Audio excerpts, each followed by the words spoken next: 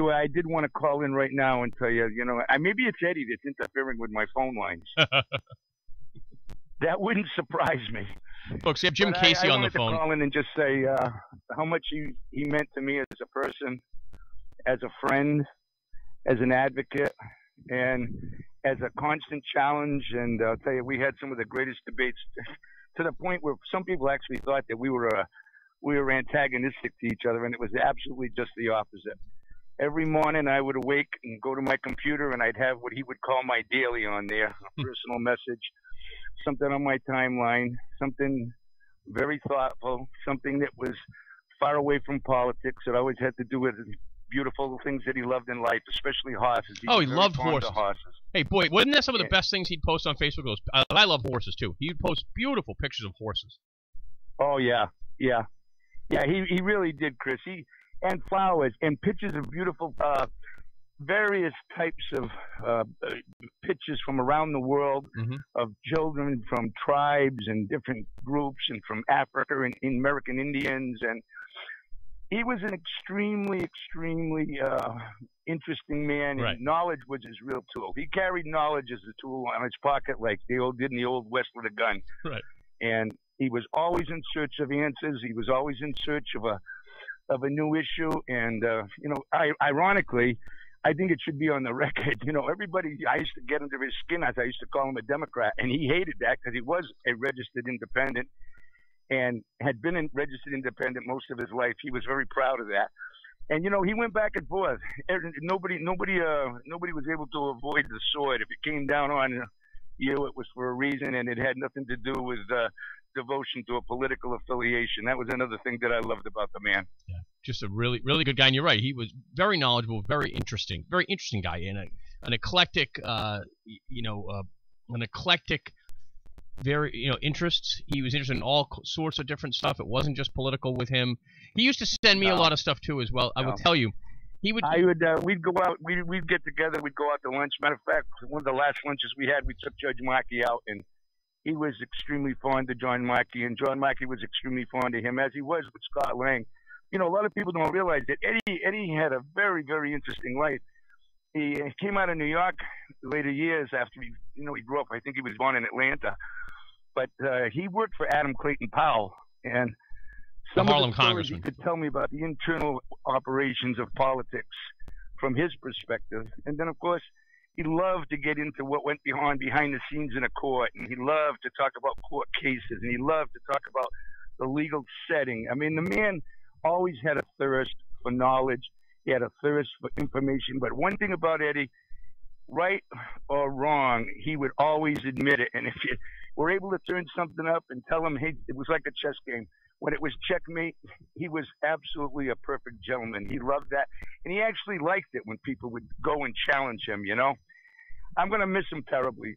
Bothers me. And, it's my birthday today, and I woke up this morning and I was thinking about him, and I went out to, excuse me because I'm breaking up a little bit, but we went out, and it was with another friend, mutual friend, and we were talking about him over coffee, and, what can you say? Right. It's the diamonds in life that you meet like Eddie Johnson. We were very lucky to have him around here. Very. And his legacy will be what he did, and his love for the community, and his love for people, and his zest and love for life. If he were here right now, he wouldn't be lamenting. He wouldn't be crying. No. He'd be kicking me in the butt and saying, hey, don't be feeling bad for me. We're all going to meet up someday in the right place. And he'll have a petition for you to sign.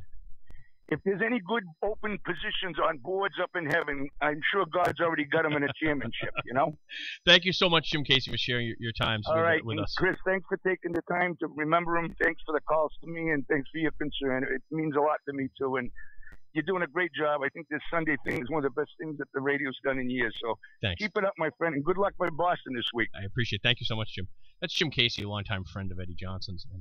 And, he heard last week, he was listening to the program, but he was in the Brockton area, and he's listening to the show, and because it does come in Brockton, depending on the weather, and he heard me, but he wasn't quite sure. He thought he had said that Eddie had passed away. He had, obviously, and then we talked later on. Yeah, great guy, and I appreciate that Jim spent some time with us. We'll take a quick break, and we'll be right back. 1420 620 WBSM. Living in New England.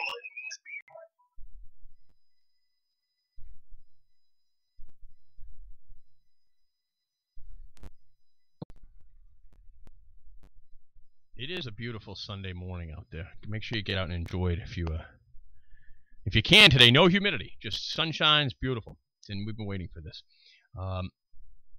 As I said, in the next hour we'll have a couple people stopping by, some calling in to remember Eddie Johnson and the effect he had here on the community. These are people who are friendly with him, but also worked with him for politics. You know, guys like Hugh Dunn, who's a new city councilor, Jack Splain at the newspaper. Former Mayor Scott Lang, JoJo Fords, people like that. We had a friend of Eddie's call in, Marcus, who's worked with Eddie at Parting Ways, and they're going to be doing a tribute to Eddie this Thursday, 6 to 9 p.m. at the Verdian Vets, which is at the corner of Walnut and Purchase Street. So that's great. This Thursday, 6 to 9, Eddie Johnson tribute, and I think that's appropriate. You know, for those who weren't immediate family. His family had he had his send off, but it was private, and so we want to respect that. But I thought that you folks here in the radio community might want to have something to say as well. 508-996-0500. So we'll do that next hour, and then we'll go back to the open phones in the final hour. Of course, we'll be here till 12:50. Then the Red Sox start the pregame. All right. So there is a lot of interesting stuff going on, as I mentioned. And I think that this is really important. There's an article today by Mike Bonner in the Standard Times about the fishing permits. We also have some discussion of that on WBSM.com. But what happens to Carlos Felix's permits? Carlos Rafael. Carlos Rafael, the Codfather's permits. If he has to give them up, and he does have to give them up as part of the plea deal, do they get distributed all over New England, or do they stay in New Bedford? John Mitchell's made a very intelligent, well-crafted argument that they should stay in New Bedford to minimize the impact on innocent people, but also has proposed a solution, which is kind of rare, right? Normally people just complain, but he's got a solution as well. However, he's up against serious people. He's up against the entire delegation from Maine. That's a Democrat congressman, a Republican congressman, and 2 United States senators, 1 Republican, 1 independent, as well as probably their governor, who's a friend of the president's. And I don't know that New Bedford is getting any of that federal support. They may be. Congressman Keating could be doing something, working quietly on this, or that I've missed it. That's possible. But I haven't heard anything from Liz Warren. And boy, you'd think, she loves to talk. She loves to complain. Maybe she's going to wait and then use the issue afterwards. But that's an important one. Is New Bedford being hung out to dry here on this fishing industry? I don't know. Dangerous. We'll be back in the next hour. Stick around for the news. Good morning. Thank you for joining us here on Sunday Brunch. I'm Chris McCarthy.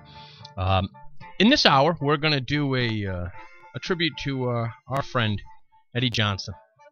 And we'll have people stopping by, and we'll have people calling in. Do want to leave a message, read a message here from the mayor. Mayor John Mitchell.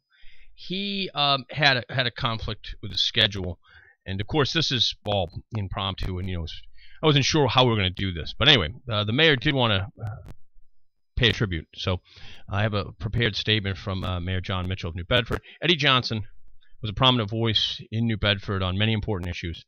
He had an abiding passion for the city of New Bedford, and he cared deeply about its residents, especially those whose voices hadn't always been heard. He will be remembered as someone who fought for what he believed in, and that's from Mayor John Mitchell from the city of New Bedford. So I appreciate the mayor sending that statement to us here to join in the the celebration that was Eddie's life. And we'll have Jack Splain's going to join me in the studio.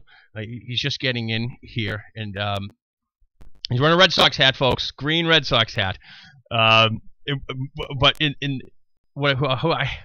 help me out here. Thank you. Jack brought me coffee too, because Jack's learned a long time ago this Sunday brunch thing is a ruse. There's no food. There's no coffee. There's nothing. There's nothing. He stopped bringing the food. He did stop bringing the food, but that's okay. Actually, I have an orange with me. Yeah, a little bit healthy. Okay, so we're going to go right to the phones. We have on hold our first guest of the show, which is Hugh Dunn, Ward 3 City Councilor. He was Eddie's city councilor as well as Eddie's friend, and we're going to go right to the phones. Good morning, Councilor Dunn. How are you doing? Great. How are you, Chris? Great. Thanks for joining us here to pay tribute to Eddie Johnson. Thanks for having me on. Eddie was a friend, and Eddie was a wealth of knowledge, and it's a huge loss to the city of New Bedford. What I know that he got on board the Hugh Dunn train pretty early this campaign season and helped you out. What did he bring to the table in terms of educating you on the issues? So, as everybody knows, Eddie was a champion of environmental justice related to Clean, the organization that he founded and was the president of. And that organization was a real catalyst for the cleanup of the Parker Street waste site. So he gave me a lot of background on that remediation project.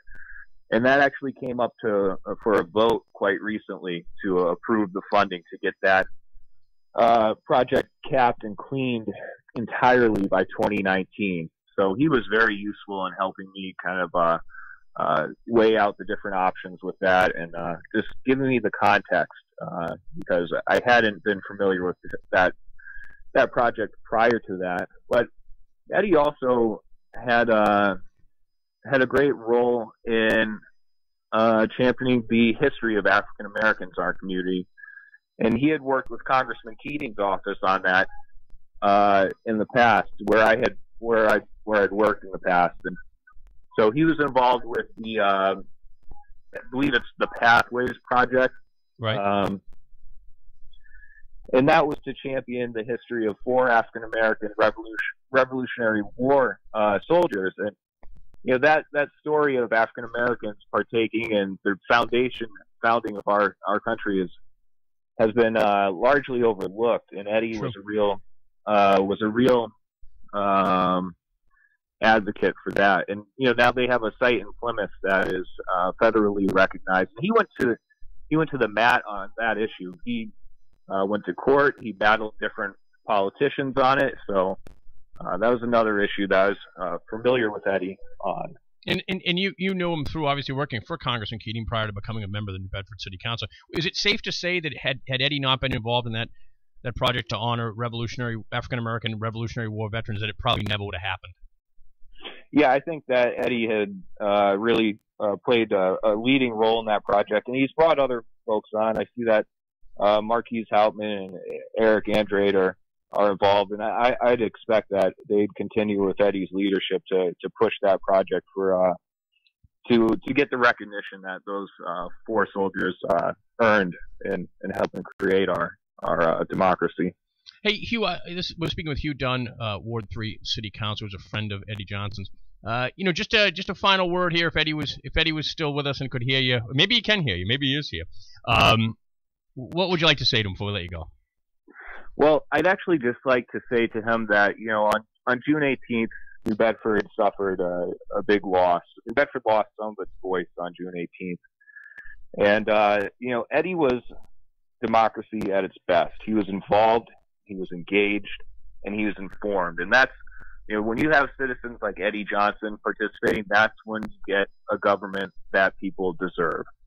And so, I just hope that people look at Eddie and they realize that it's incumbent for all of us to step up to make sure that New Bedford keeps moving forward. Eddie really, really loved New Bedford, and I think we should look at Eddie as an example of how to contribute to our city. Hey, thank you so much, Hugh Dunn, and have a great day. Thanks for joining us to honor Eddie Johnson. Thanks for having me on. All right, bye-bye. So, yeah, Eddie, what a great guy. We now have in studio Jack Spillane from the New Bedford Standard Times. Great column today, by the way, Jack. We'll talk about that.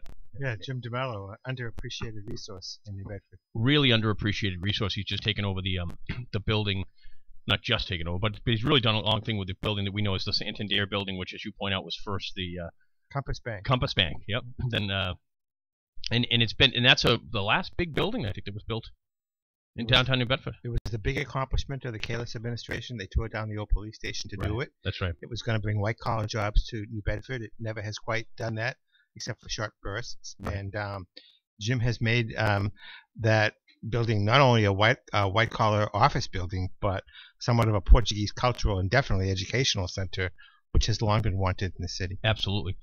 So we're talking here about Eddie Johnson, and share your thoughts on Eddie. I just have to say I am so glad to be here to honor Eddie. Eddie Johnson, I can truly say, is like no one else I ever met in my life. Right. When I first came to New Bedford 18 years ago, I did not know what to make of him. At that time, he was running for mayor against Fred Kalis for his second term. And I was pretty hard on Eddie at first because he was not always the most articulate person. He was well acquainted with throwing exploding bombs, so to speak. And I remember there was somebody who gave me a hard time. Said, "You mentioned what Eddie does for a living. He's a trash pickup man, and that's not fair. You shouldn't do that." I think it was a fair thing to do. It was what Eddie did for a living. Yeah. But Eddie Johnson was much, much more than that. Just listening to you talk to you, he was really the best example we've had in New Bedford for the last 2 decades of the citizen activist. Mm-hmm. Citizen activism is kind of out of fashion. You don't see it very much from the left at all anymore, and from the right a little bit, but not. He really is a person for no other reason than he wanted to do good and he wanted to things to change, was involved with virtually every issue that came down New Bedford's pike the last 20 years. He was a tough person to take sometimes, but he was effective, not effective, but underappreciated, and as you said, Chris, an American original. He is an American original, Jack. And I'm so happy to see Eddie Times put that in, because it was all, the thing I could think about him. Here's what I say about Eddie Johnson, and you point out the lack of citizen activism. It's easy, quite frankly, to make a sign and stand on the street corner. It's sometimes effective. Eddie Johnson did the real work. He was, he did the protest stuff too, but he would write the long letters. He would contact the Congress. The very long letters. The very long letters. He knew the media people. He stayed with the media people. He'd bring attention. He gave me so much stuff on things I would not normally have gone out and read myself. Right? Stuff from African American publications. I'm honest. Listen, I'm a white Irish kid. I didn't even know some of them existed. I'm just being honest, right? Eddie Johnson introduced me to a whole different place to find information that I never probably would have looked. And he was a complicated person. He did not fit the mold of stereotypical African-American activist. He was a Republican for much of his life, which many people don't realize that until the Civil Rights Movement, 1950s and 60s, most African-Americans were Republicans. Lincoln. Wait. Martin Luther King was a registered Republican. Was he? Yeah. Exactly. The party of Lincoln. The Democrat Party didn't come out too good in the Civil Rights. But you could not predict Eddie. He supported Barack Obama for president. He he thought through each issue as they came to him, and he was just very, very active. Sometimes he would write these letter bombs that just had he would email them to everybody in the universe, and then he would try to cover everything in the universe. And I think that hurt his effectiveness sometimes, but I think what helped his effectiveness was he was always there. Right. He always had something to say on the radio, in the paper, at public meetings. I can't think of a person, perhaps Buddy Andrade, but I can't think of a person that really comes close to him in New Bedford. No, and when you start to look at the varying things he was involved in, the history of African Americans in the Revolutionary War, the environmental justice piece, just all kinds of things that he was involved in. And he also was involved in electoral politics. The thing I think was great about Eddie, one of the additional things I think was great about Eddie, is he decided to work within the system. At a time, as Scott Lang pointed out to me, a lot of people didn't want to work within the system. And we see that to some degree now. People are angry with the election results. The hell with it, they're saying. Eddie Johnson wasn't like that. He said, we're going to work within the power structure. He worked within the power structure. My big criticism, I would say, is some of the charges Eddie made were not always the most responsible. And even sometimes when he had charges that were true, he couldn't always back them up. And so that turned a lot of people to Eddie. I think we should be straightforward about that. But it did not in any way detract from his dedication, and I would just say his sheer involvement as a public voice. He got a lot of things done. Right. Now, he never got the museum he wanted at Parting Ways, but he succeeded before he died in putting that on the state table so that people will have to pay attention to it. Right. His advocacy with Clean, the Santa Times named he and the other members of Clean their Men of the Year one year. Right. If that school had been built in any suburban school district, it would have been a statewide story, and they would have talked about it from Now to Kingdom Come. It was really Eddie Johnson and Brian Woolley in the beginning who brought that issue to the city's attention, because the establishment just did not care. They lost 2 elementary schools they couldn't build because of it. They just kept shoveling money. I think the attitude was, the state's paying 90%. What do we care? It was just a travesty. Yeah, his knowledge base on these issues, environmental stuff, is very difficult, and it's also very difficult to argue against people with all the degrees and all the experience. And you say, "Look, I believe something's wrong here," and they're telling you, "No, it isn't." And also, he's doing this for free. Let's remember, he didn't have a budget, really. He wasn't getting paid to do this. This was all volunteers. And he understood all that complex environmental stuff. That's what I mean, right? He wasn't always able to articulate it, as I am not always able to articulate some of the things on complex issues I want to. But Eddie was there. He stayed with it. He read the documents. He researched things. And he was a voice many times ahead of other people. Yes. We have Jack Spillane in the studio. We're going to be joined by other folks to pay tribute to Eddie Johnson. We'll take a quick break, and we'll come right back. Is former District Attorney Paul Walsh. Good morning, Paul. Thanks for joining us. Good morning, Chris. How are you? I'm doing well. How are you? Good. No worries, no complaints.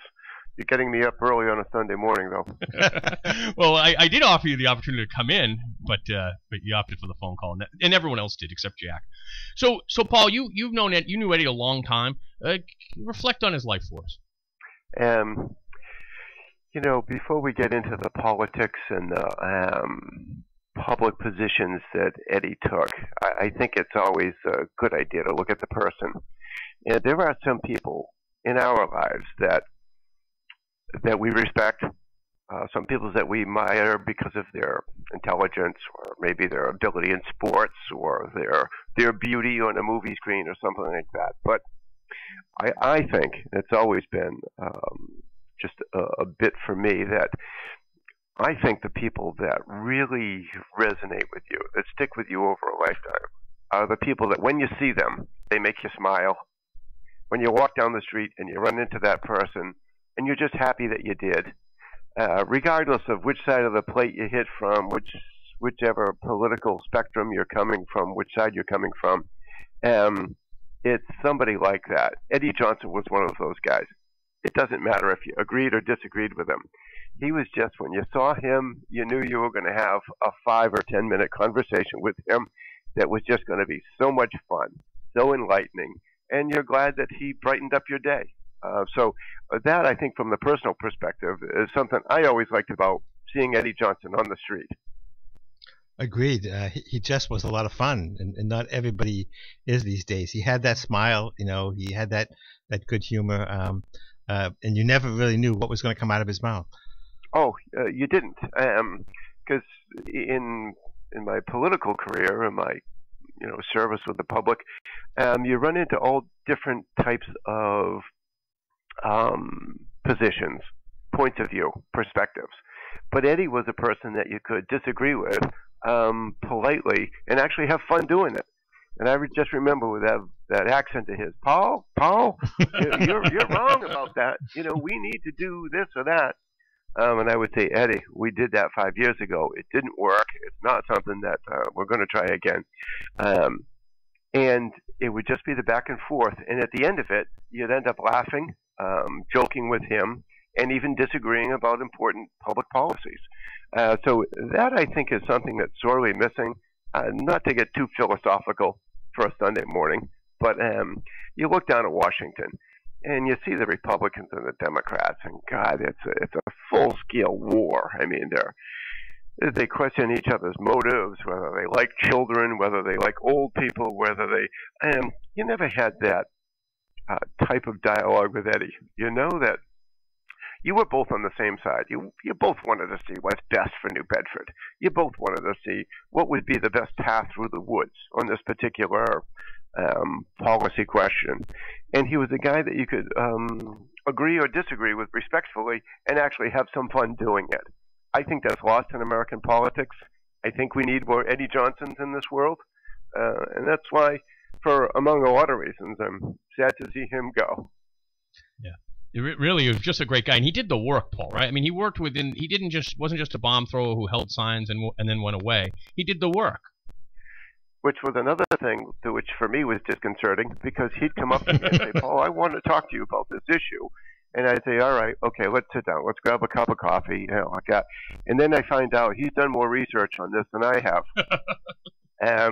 He knows more about. I said, "Well, Eddie, environmental pollution doesn't really come up too much in the district attorney's office, and we handle rape and robbery and drug cases and things like that." And he said, "Well, Paul, it should come up in your office, and why aren't you doing this?" And it was just so. I'm having trouble picking up the right words to describe what the conversation with Eddie Johnson was. It traveled all over the spectrum of national politics, state politics, but mostly city stuff. And I say politics in the sense of what was good for New Bedford. And if there was ever a person who didn't hold political office, didn't aspire to it, didn't get paid those salaries that public officials get, but who was as interested, as informed, who had done the research as anyone, would be Eddie Johnson. We're going to miss him. We're going to miss that input, and we're also going to miss that style with which he came to an issue. He would disagree with you, but he would also appreciate that you sat down to listen with him, and that, I think, is going to be the lasting legacy of a person like Eddie Johnson. That he could disagree, he could voice an opinion, he could be very strident in some of the things he was saying, but at the end of the day, she ends up liking him, and I think that's the best requiem that we could have for Eddie Johnson. Sometimes, Paul, if you were on your game, you could argue Eddie out of an issue, and then he would immediately say, "Yeah, you're right," and go on to the next issue. He would, and Jack, that's rare. You find people in politics or public service these days that even when that chess game is over and they've been into checkmate, they still aren't going to give up. Eddie would say, "You know what? You make a good point about that," and I did, because I did know a little bit about criminal justice. And whenever we had some of the talks, and I'd talk with him, and he'd say, "Well, why don't you do this?" I said, "Well, we did this," and I remember issues. I remember they were talking about making inmates at the House of Correction or something pay $5 a day fine or something like that. And Eddie and I both agreed. We said, "You know what? The problem is there." And Eddie said, "Well, I'm against it." I said, "Why are you against it?" He said, "I'm just against it." And he said, "Why are you against it?" I said, "Because it's not going to be the inmates that pay it. It's going to be their mothers that pay it." And Eddie said, Paul, I never thought of that. You're right. It is going to be the moms that are going to come in every day with a $5 bill to pay their sons whatever that charge would be." And he was open to that. So there he was, set in one way when we were talking about an issue. And 10 minutes later, Jack, you're absolutely right. He'd say, "I see the wisdom in that." Okay, but that was rare, because Eddie was right most of the time. Well, thank you so much. We've been chatting with Paul Walsh, former district attorney, Paul Walsh Jr., former district attorney here of Bristol County. Paul, thanks so much for spending some time with us this morning on what is considered an early morning for you, sir. Although I know you've gone to church, and now you came back and took a nap. And one of the last things I want to leave you with, when you talk to Eddie about all the different things, he was far more correct. He was far more accurate, and I think he was right on more issues than Jack Spillane has ever been right on in his entire career. And I was just going to say, great talking to you, Paul. Thanks so much, Paul. Thanks for joining us. Have a great morning. All right, guys. Enjoy your Sunday. Bye-bye. Thanks. I knew he'd get a dig in somewhere. I'm just glad it was on you and not on me. That was former district attorney Paul Walsh. We have Jack Spillane in studio with us, and I really appreciate you coming out for us, Jack, this morning to join in a celebration of Eddie's life from us in the media and the politics. I appreciate the opportunity, and I just want to say on that last bit, it just shows what a large man I am, that even though Eddie was often associated with the machine, I still come out to respect Eddie because he was a good guy. He really was a good guy. And we're going to have some more people giving us a call here this morning, so stick around. Of course, in the next hour, we'll bleed over a little bit if it's warranted and needed, and then we'll go back to talking about stuff that's going on here in the city. I hope, Jack, you can stick around, because there is some fun stuff going on here in the city. And very interesting. Right? I think Eddie would love it. Yeah. Eddie would be the first person calling in about Kerry Winterson running for mayor. I absolutely agree with you on that. And speaking of that, we did have a statement. I'll just read it again real quick, because I don't want people to think that Mayor Mitchell didn't chime in here on this. And they were good enough to get a statement over to me because his schedule did not permit him to be here or on the phone. But Mayor John Mitchell issued the statement to me last night. Eddie Johnson was a prominent voice in New Bedford on many important issues. He had an abiding passion for the city, and he cared deeply about its residents, especially those whose voices hadn't always been heard. He will be remembered as someone who fought for what he believed in, and that's from Mayor John Mitchell, the mayor of the city of New Bedford. And I appreciate his team for getting that over to me, and appreciate the mayor, because I know he actually wrote that himself, to getting that over to me this morning. We'll have some other people calling as well. But yeah, I think the political season, we've lost an important member of the political community here in New Bedford. Yes, and it would have been interesting to see how Eddie made his point of view and presence known during this campaign. He was not a fan of the incumbent mayor, although when he first ran he was, and very quickly left him, I think, deciding that Mayor Mitchell was sort of not his cup of tea. But Eddie would have made his presence known in this campaign, whoever runs or doesn't run. Absolutely. No, he really would have made his presence known here on this radio, and I used to like it because, as you talked with him off the record, I talked with him off the record. He would often tell me things, or his perspective. He had all kinds of information out there. I think I can say this now, but one of the best sources that ever came down the pike. Right. Absolutely, right? Because Eddie knew everyone, was always talking to everyone, and he knew things before everyone, and he was always interested in things being in the media. He was a great source. He was a fantastic source. He really he will be missed in that respect. Let's see who we have here on the phone now. Good morning. Thanks for joining us. Good morning. Hey, it's Jojo Forts, former city councilor Jojo Forts, joining us this morning. In fact, Jojo, first of all, I want to say thank you, but also Jojo was the one who called me and told me that Eddie had passed away last Sunday morning, and so that was a tough phone call to make, right, Jojo? Oh, it was tough. I mean, I had called Eddie to, a matter of fact, as I'm speaking to you, I'm getting all goosebumps on my arms and on my body. But I had called Eddie to wish him Happy Father's Day, and I got a return phone call that he had passed during the course of the night. I had seen Eddie a few times while he was up in the hospital, and he even wanted his kachoop, munchoop, whatever you want to call it. And I brought it up to him, and, we would have our discussions, and believe me, we would go around the circle sometimes, too, because we had differences. And over the years, we got to have great respect for one another's decision. Yeah, you of course, were in the city council for a long time, but have also been involved in the community, continue to be involved in the community. And so you worked on a project with Eddie. What was he like to work with? I'll tell you one thing where I found a very, very large commitment of Eddie. I mean, overall, the community, making sure there was inclusion and diversity in the process here. That, I would say, that was his main piece. But I know he worked very hard on addressing, because I would stand out there myself and pick it when we were building the middle school, Keith.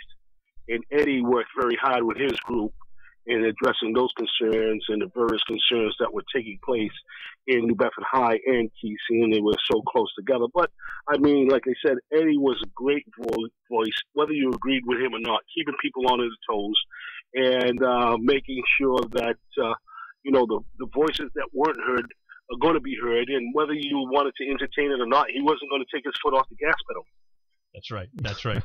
That may be the best summation of Eddie. He never took his foot off the gas pedal, and more than anyone else, he kept advocating. He kept being involved with the things he believed in, and would drive you crazy sometimes because he wouldn't take that foot off the gas pedal. We were talking off the air, Jojo. Jack Splain here and I were talking off the air, and I said, well, with Eddie Johnson, you had to work with Eddie Johnson because he wasn't going away. I mean, he wasn't going to wilt just because you disagreed with him or didn't want to have anything to do with him.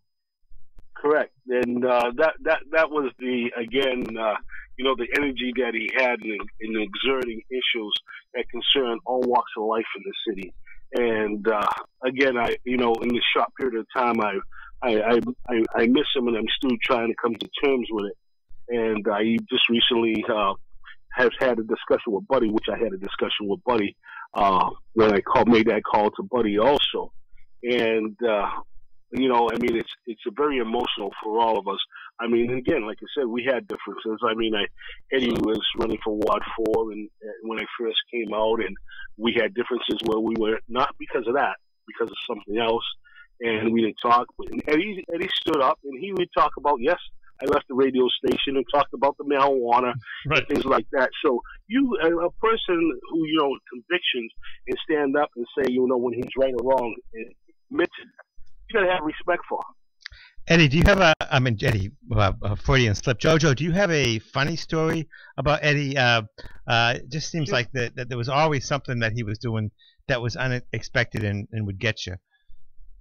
Correct. And I mean, we just recently, we were talking about, as the political processes was getting ready to come to light, we were talking about some of the people that we'd like to see in office. We also talked about housing authority. We also talked about even things, whether it be from the NAACP or whether it be things, and I'll tell you this, as I'm working to try to, with some clergy, I think it's, our house and people in our community and some great people who have great respect in the neighborhoods, we get ready to sit down and talk about an issue. And from Eddie's hospital bed, when I brought it to his attention, he said, Joe, you count me in, I want to be involved. And you don't know how moving that was. I'm saying, listen, this guy's in the hospital bed, and he wants to fight this fight. Instead of the fight, he's going to fight right now in the hospital bed. Right. Right. So I give him great praise for that, too. Hey, Jojo, I know you're at work, and I really appreciate taking a little time to spend some time with us this morning here on WBSM to honor Eddie Johnson. And so we've been chatting with a former city councilor, who knows, Jojo Forts. Thanks so much, Jojo. Thank you, Chris. And Jack, keep up the work, and thank you for your accolades for Eddie, too. God bless. Good talking to you, Jojo. Thanks, Jojo. Have a great day. God bless. Jojo took some time out from work this morning to give us a call. As I said, Jojo left me a message. He starts calling me last Sunday. It's literally 10 o'clock, and I'm looking and I'm saying, why is Jojo Forts calling me? Now I think he listens to my radio show.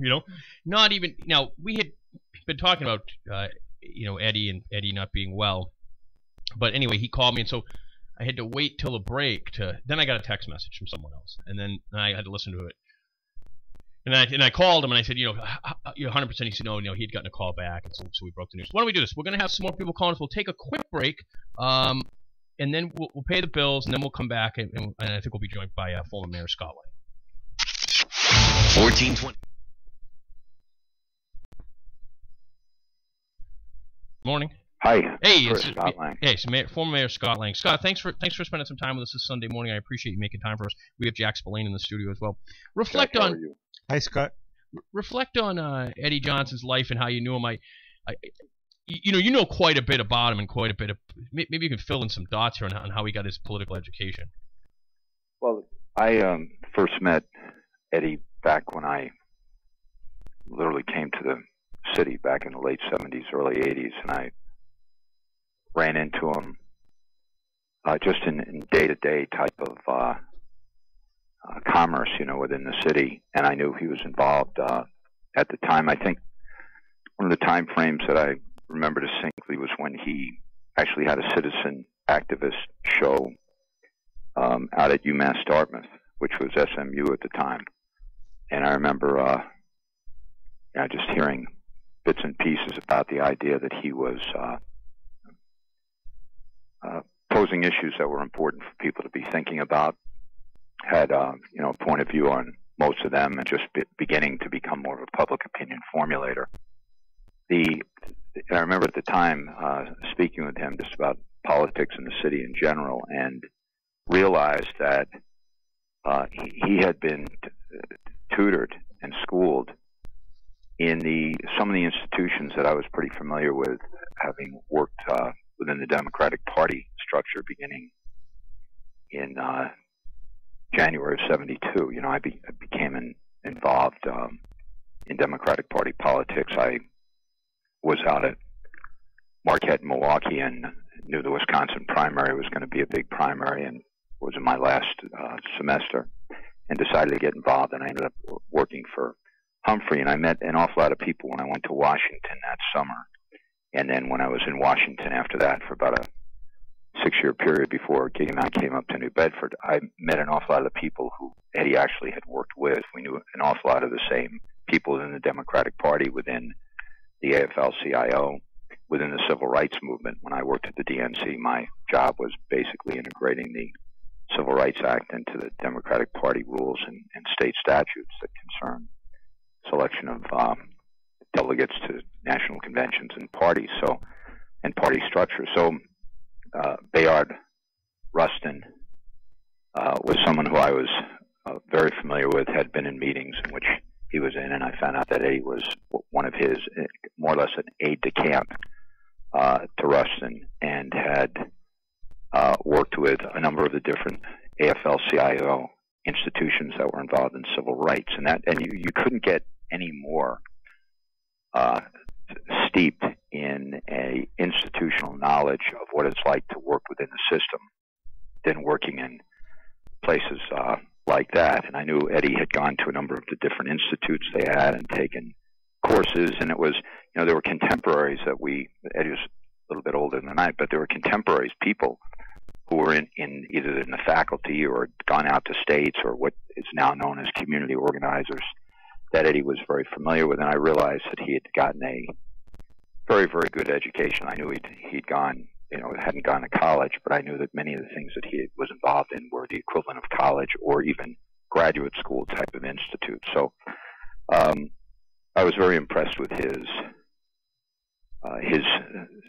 pursuit of a higher education, even if it wasn't a formal education. And then he talked about some books and things he was reading and things he, you know, was familiar with. And I realized that this was not someone who was reading the newspaper and then came out with a position. He was really doing a lot of studying. I also knew at a very early point in developing a relationship with him that he knew what he didn't know, and he sought out people's opinion that he thought might have more information or more expertise than him. And I was very impressed with that, because having dealt with a number of people around the country who were involved at the street level, you know, they were as deep as a veneer. They had a slogan, and that was it. And Eddie really was always out there seeking, you know, more information and studying. And I think I saw at a pretty early time that he was beginning to develop a writing style and was trying to become a technical writer, because he was trying to go toe to toe with people or bureaucrats that had either developed or perfected the technical writing skill. So I thought that was very interesting. And then I saw that it came and boomeranged and would hit me on the head on a regular basis. And I heard, as I was coming over, Jack calling these letter bombs.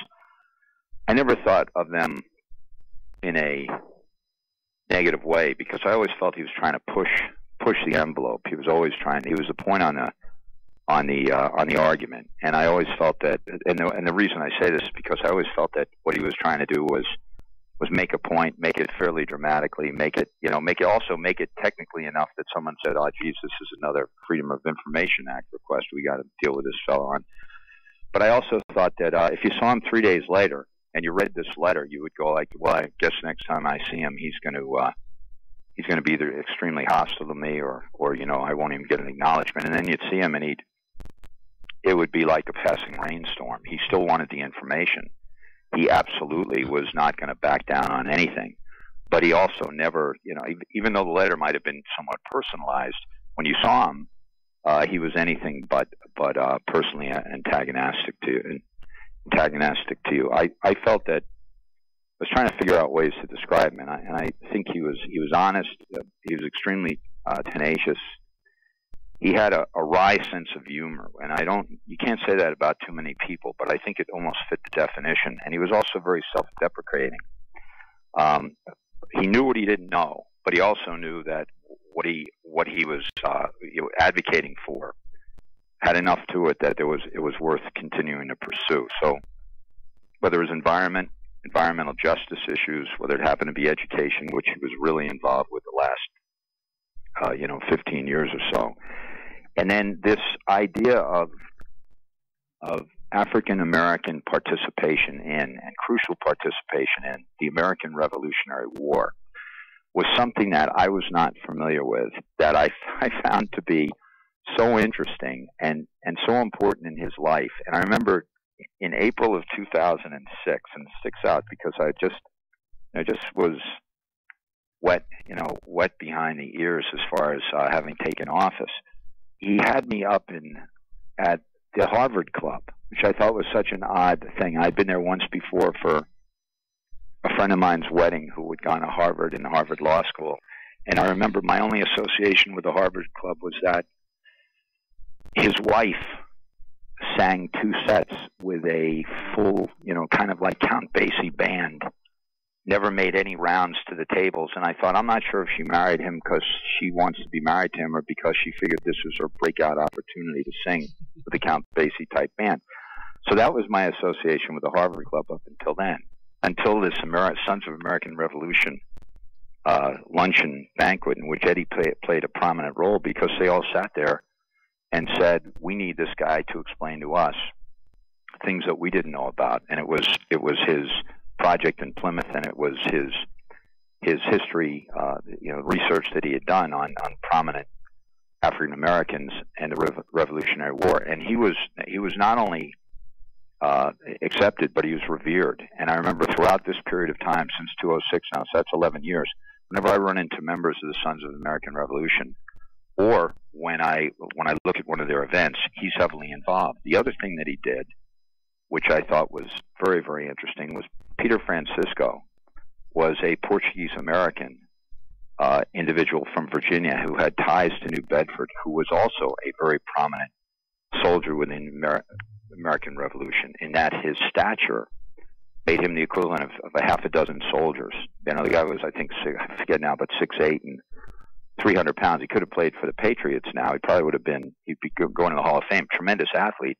And basically, to put him out on the field, and this fellow, the battlefield, this fellow was able to make his name pretty quickly. And Eddie had done a great deal of research, and I remember going and dedicating the area over by the lighthouse when you first come in by the Octopus for Peter Francisco. And I know Eddie was heavily involved in that. So while you think of him as taking a stand on Keith and environment and the whole Parker Street issue, you think of him as being out there every day on education, he also was involved in trying to recognize the past, and I really love that about him. The last thing I'll say is I feel very badly for Anita.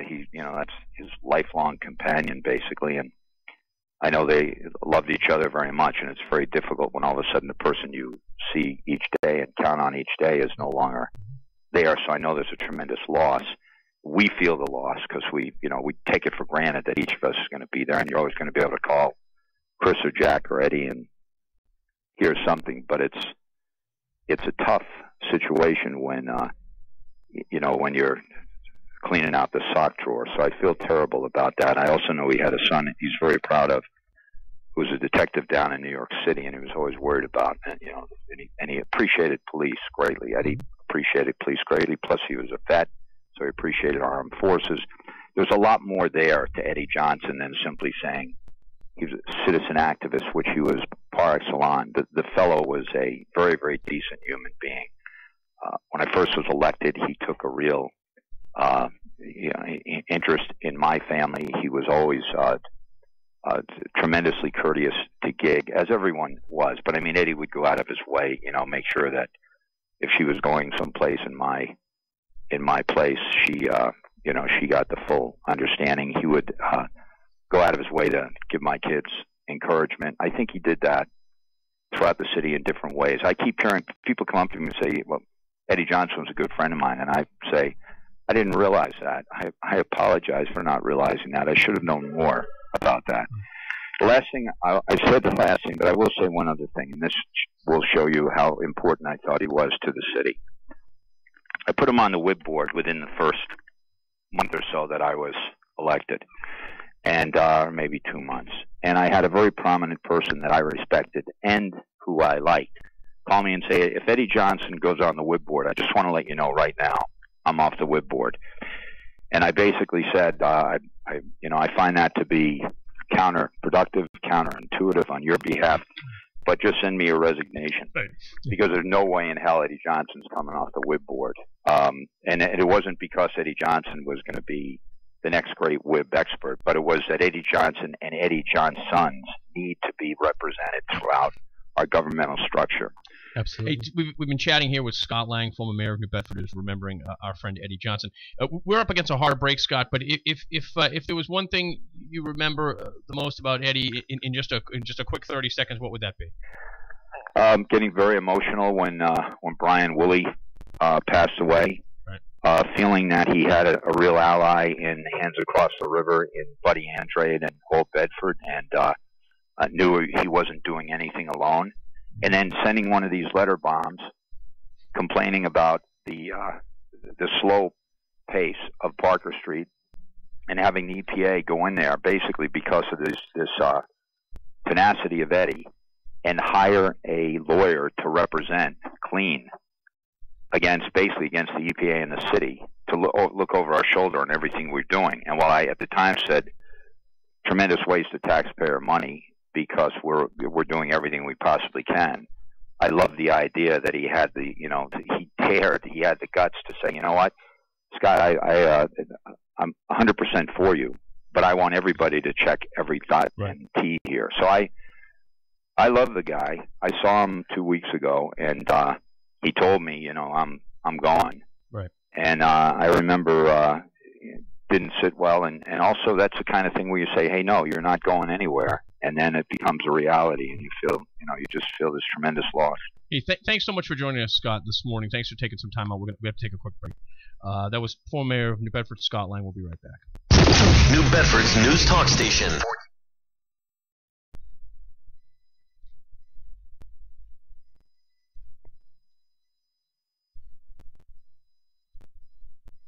McCarthy. If you'd like to join us, you can. 508-996-0500. We have Jack Splain here in the studio. We'll be focusing on local stuff, but the callers could derail us as well. So that was a wonderful tribute. I appreciate everyone who called in and joined us, and including Mayor Mitchell, who sent a statement over. And thank you for doing that, Chris. I was going to say, when Mayor Lang was on that, there are many politicians and people in the media who would disassociate themselves from Eddie Johnson because he was controversial. He could be a flamethrower, but he also played this great role in this community. So it's a tribute to you that you're willing to give him this tribute. Thanks, Jack. I appreciate it. Yeah, I thought, boy, the guy's just, as I said to your newspaper reporter, he's an American original, and he really is. He's an American original. And I also think he left a lot of seeds. He inspired a lot of people. They may not all do it exactly the way he did, but I think he inspired a lot of people. I'll tell you quickly, just my not profiling coverage story about Eddie. So Eddie calls me up one day and he says, Jack, can I come into the paper? I really want to give this parting ways thing a push. So I said, oh, Eddie, we've done parting ways a million times. He said, no, there's a new development, and I'm going to be passing on to Eric Andrade and some other people, and so can you just give me a chance? I said, okay. So Eddie comes in, Eric is with him, and he's showing me his latest paperwork, and it's a worthy project, and we actually finally had Artie Guhard do a big spread on it, and that got the attention of some public radio and other people, so I think it's going to help, and Eddie did that to the last. But so we're looking at stuff, and all of a sudden Eric whips out a camera and starts taking pictures of me. Now, I've had that done before, including by an IRA mall, so I mean, it's always a little bit uncomfortable, but he starts taking the pictures. Okay, so next day, Eddie Facebook bombs me with me and Eddie looking at these Revolutionary War photos. He puts it on my Facebook, everybody else's Facebook, and so I thought, oh, what am I going to do here? Because I want to be on good terms with Eddie. I want to write about him and get him as a source, but I don't want people to think I'm working with him. So that was the kind of thing that Eddie would do. He would know that it would irritate me just a little bit, and there's no way for me, of course, to take those photos down. Nope. So that was Eddie Johnson. Yeah, that's a great story. Hey, we've had someone patiently holding, and I do appreciate that. Good afternoon. Thanks for holding for so long. You're live on the radio. You know, the funniest thing about that is because Eddie, throughout our years of different conversations, he used to always say, you got to have patience. And Eddie, I've had a lot of patience today waiting to say a few of the things on your behalf. You know, it's funny because almost on a daily basis for the past couple of years, we have become this Facebook friends like you would not believe. I literally have hundreds of things that he has sent me through instant messenger, funny stuff, because he didn't like to really post that stuff. So he knew that I was crazy. I would post the real funny stuff. Not that it was bad, but and we used to go back and forth with different types of things. And, you know, my wife used to, in the middle of the night, you would hear my instant messenger go off on my phone, and ding! And my wife would turn over and she'd say, that must be that Eddie. But, you know, and you know, I think Eddie, in a sense, because, you know, at the beginning, when I really didn't get along with him. But afterwards, I come to the realization that I think that he purposely did that. He didn't like you at first, so he could find out whether he liked you. And I think it was almost like a game that he played with people in a sense. But, you know, me and him kind of stayed away from the politics because most of the political people that I either friends with or support, he didn't like. So we just didn't talk about that stuff. And, you know, most recently you asked JoJo what was one of the funniest things about Eddie. And I sent Eddie a picture, and I'm going to have to share this picture with you. It's absolutely incredible. It's a picture of a little boy, probably about 2 years old, and he's sucking milk out of a cow. The cow's nipple. Right. And I sent him the picture and I said, that's JoJo when he was a little boy. Oh, and he has laughed about that thing for the past year, you know, and every time he sees me, he put his hand over his mouth and he would just crack up laughing. He would bend over and we were always able to share a good laugh. And, you know, I really appreciated him. And you know, I feel it every single day. I don't hear that ding no more from him. And, you know, that's unfortunate, you know, and probably about 3-4 weeks before he really got sick, I played a little joke on him. He was at the corner of Union and South 6th Street, and I was doing like a voice throw, and he was attempting to go up Union Street, and I kept calling his name, and he was looking all over the place, and he didn't know who was calling him. And I called him up that night and told him that it was me, and he was so relieved because he still was trying to figure out who had did that to him. But Chris, you know, you're a gentleman. You truly are, because you know, this is the only, everybody had wanted to do some sort, go to a wake or do something. And, you know, for me to be able to call here today and express, you know, my feelings on this guy, you know, I appreciate that opportunity. And like Eddie would say, Chris, have a good one. Thank you so much. That's Richie Gomes, everybody. Well, and I appreciate those kind words. In fact, Richie was actually, JoJo left me the message. Richie texted me. I saw it from Richie that he had died, and he had passed away. Yeah, look, he, as I said, he's an American original. He was a great guy. He is a great guy, and I think he inspired a lot of people. And as we've heard, everybody just about has said, hey, I didn't always agree with him. But he was always agreeable. Always agreeable. And Richie said they didn't talk politics. You could relate to Eddie on any number of ways. He was just good people. He really was. We'll take a quick break, and then we'll be right back.